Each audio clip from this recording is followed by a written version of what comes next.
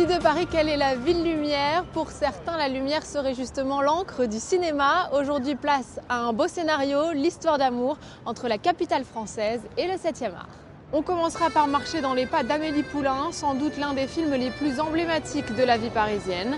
Et puis rencontre avec un réalisateur au grain de folie communicatif, Claude Lelouch, 50 ans de carrière et autant de films à son actif. Enfin, avec près de 5000 lieux de décor, Paris est le paradis des cinéastes. Nous irons faire un tour sur un tournage parisien. Ça tourne.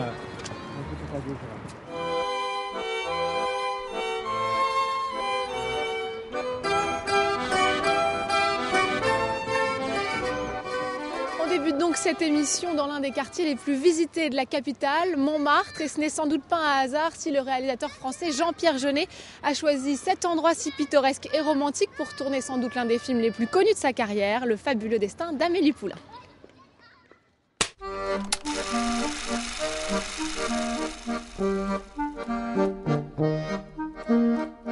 Une visite dans ces ruelles nous replonge en effet immédiatement dans l'atmosphère du film. Et certains lieux de tournage sont devenus mythiques. Prenez le canal Saint-Martin d'où Amélie tirait ses ricochets. Et bien sûr le café des Deux Moulins où elle travaillait comme serveuse. 10 ans après la sortie du film, il est toujours là et n'a pas pris une ride.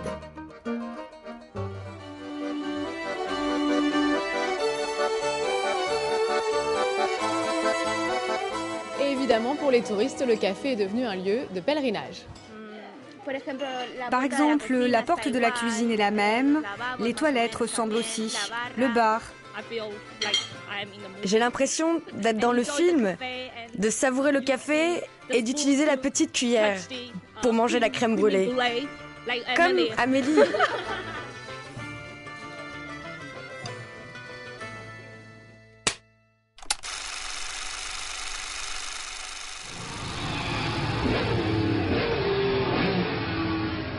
Une voiture de course lancée à pleine vitesse dans Paris et filmée en plan séquence, il n'y avait que Claude Lelouch pour tenter ce pari fou en 1976.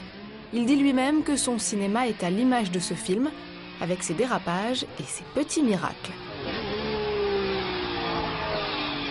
J'ai la chance de rencontrer ce réalisateur aussi connu pour ses échecs que pour ses succès.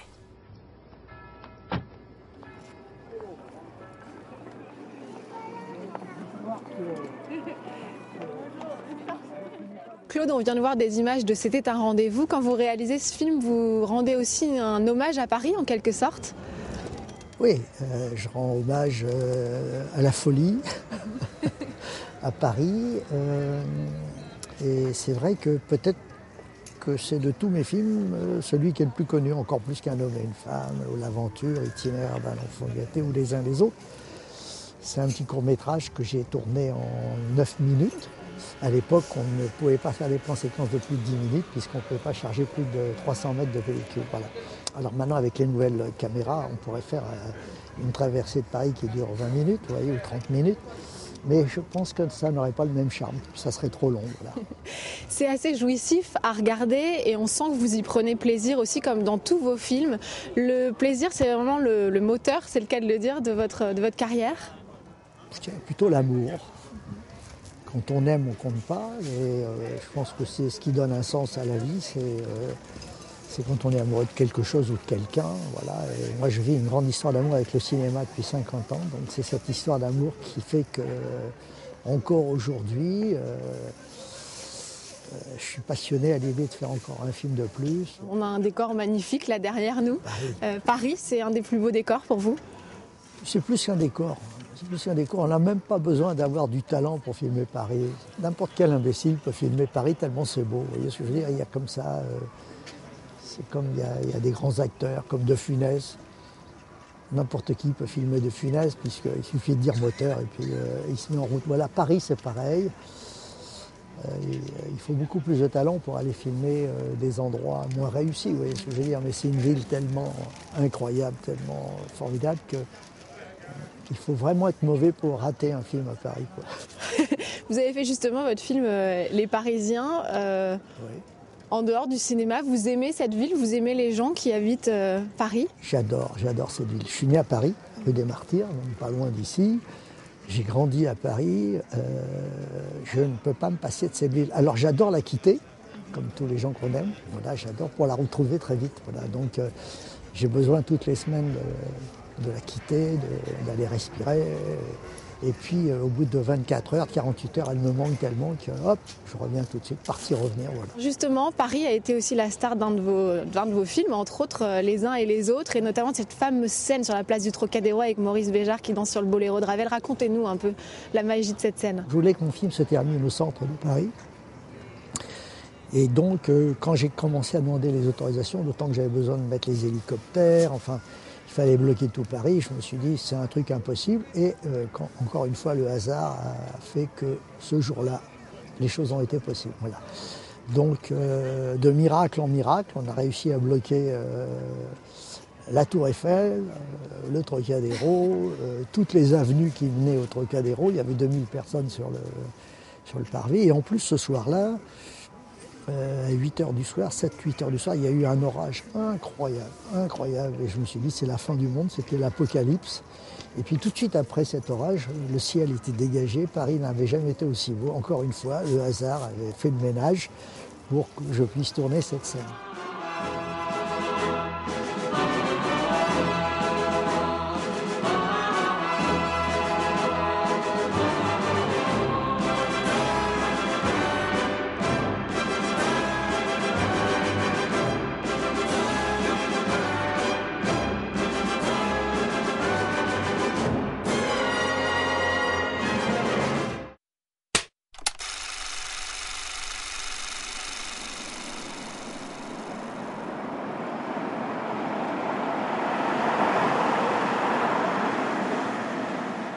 Ce qu'il y a de bien avec Paris, c'est que même un pont où passe le métro devient source d'inspiration. Celui-ci figure par exemple dans le dernier tango à Paris de Bernardo Bertolucci.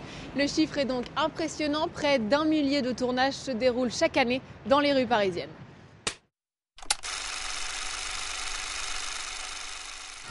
Sur les bords de Seine, une drôle de scène. Une nuée de techniciens traque un couple d'amoureux. Nous sommes sur le tournage du nouveau film de Costa Gavras, Le Capital. Le réalisateur a choisi Paris comme décor, Paris qui charme les feux des projecteurs. Il y a la magie Paris, il y a les monuments extraordinaires, il y a la Seine, il y a les ponts. Et puis dans les petits quartiers, il y a aussi des ruelles formidables avec des boutiques très colorées, c'est Paris quoi, c'est unique au monde. Il y a un plaisir de tourner, de trouver des angles, de trouver des axes partout, c'est à merveille pour un metteur en scène. Ça tourne. Le personnage principal, interprété par Gad Elmaleh, est un requin de la finance. Dans ce thriller qui sort en salle l'année prochaine, Paris devient la capitale du capital. Paris ne représente pas uniquement une place financière et boursière, pour le film oui, mais Paris ça représente pour moi le romantisme. Et la finance. Mais pour filmer ce tableau idyllique de Paris la nuit, Paris la mystérieuse entre le Pont Neuf et le Pont des Arts, il faut se plier aux contraintes de l'envers du décor, le balai des voitures. On demande aux gens s'ils veulent bien ralentir pour laisser passer les comédiens qui traversent, tout simplement. Une organisation lourde qui coûte cher. Les seuls frais de ce tournage dans la capitale s'élèvent à environ 200 000 €. Mais Paris, ça n'a pas de prix. Avec en moyenne 10 tournages par jour, la ville lumière n'est pas près de finir son cinéma.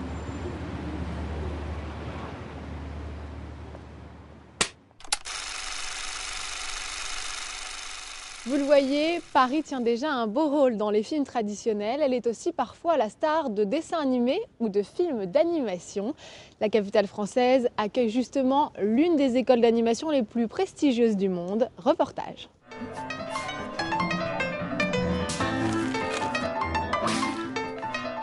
Voici le travail d'anciens élèves des Gobelins. Un monde imaginaire plein de couleurs et de folie.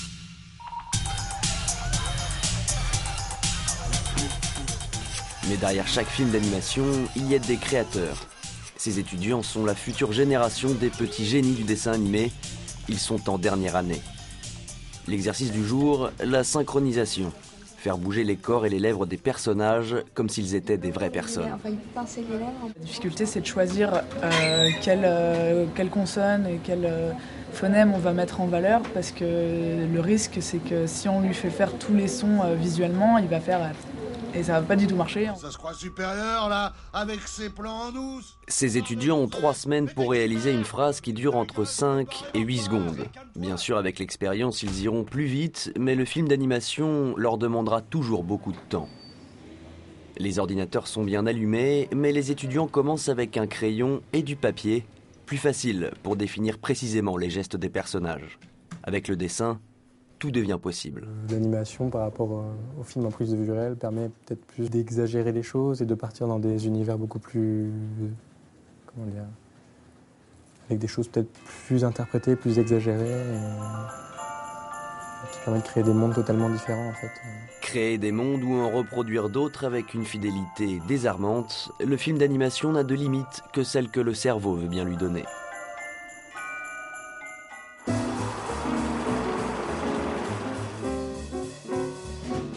Et oui, avec les nouvelles technologies, tout est possible au cinéma. Et d'ailleurs, notre monsieur cinéma Alain Krugère est avec nous et vous allez nous faire visiter un lieu mythique du 7e art.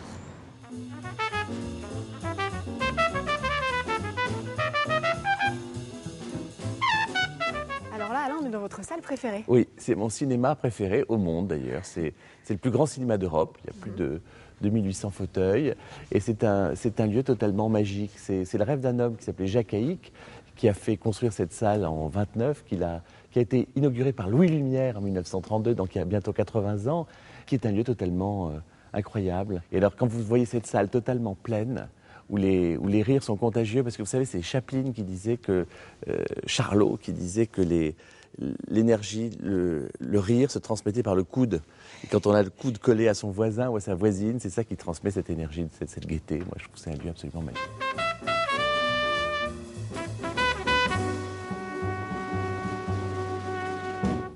Voilà, c'est la fin de cette émission spéciale cinéma à Paris. Merci à tous de l'avoir suivi. Et puis Alain, puisqu'on a la salle pour nous, on se regarde un film ? On est là pour ça.